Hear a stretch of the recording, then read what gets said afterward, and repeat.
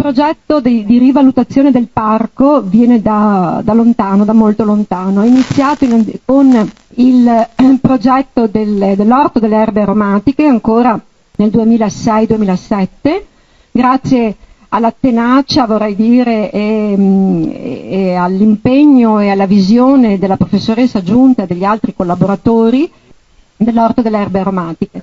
In seguito, durante il periodo, diciamo così, della pandemia, avevamo a scuola, sapete, alcuni ragazzi, soprattutto i ragazzi con BES, con bisogni educativi speciali. Abbiamo stilato il nostro progetto per il piano scuola estate perché venisse accolto e quindi finanziato, perché quello è l'importante, poi non si possono fare progetti solo con i buoni intendimenti.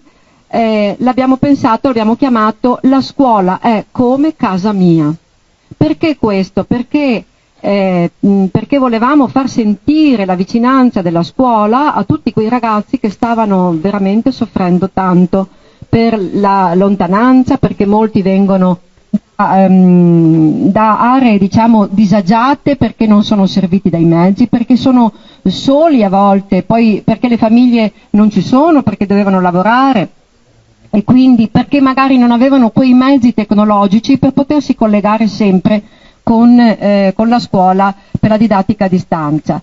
E allora vogliamo che questo diventi uno spazio bello, intanto bello perché la bellezza aiuta senz'altro anche l'apprendimento, aiuta a star bene insieme, è uno spazio in cui possano ritrovarsi sia con i coetanei che con i propri docenti che sono in empatia con loro. E i ragazzi questo lo sentono i ragazzi come lo sente tutto il personale, perché molte volte io ho manifestazioni da parte del nostro personale che dicono: noi qui siamo come una famiglia. Effettivamente in questa scuola si sta bene e vogliamo che continui ad essere così.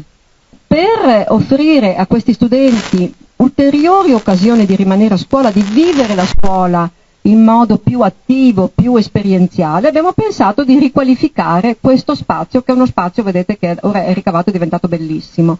Sempre attraverso i finanziamenti del piano scuola estate c'era un progetto particolare per la rivalutazione, il recupero degli edifici di aree verdi dismesse, che era evidentemente questo.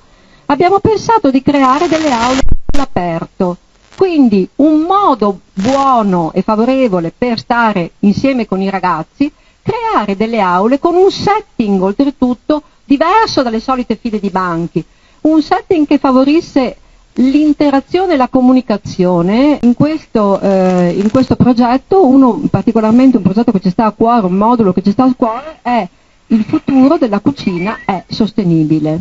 Quindi il riutilizzo e la lavorazione ciclica, la cucina senza scarto, quella che chiamiamo così, senza scarto, perché è uno degli obiettivi dell'agenda ONU 2030 qui, per lo sviluppo sostenibile, quindi l'educazione civica, il rispetto dell'ambiente, il rispetto delle risorse e la loro salvaguardia anche.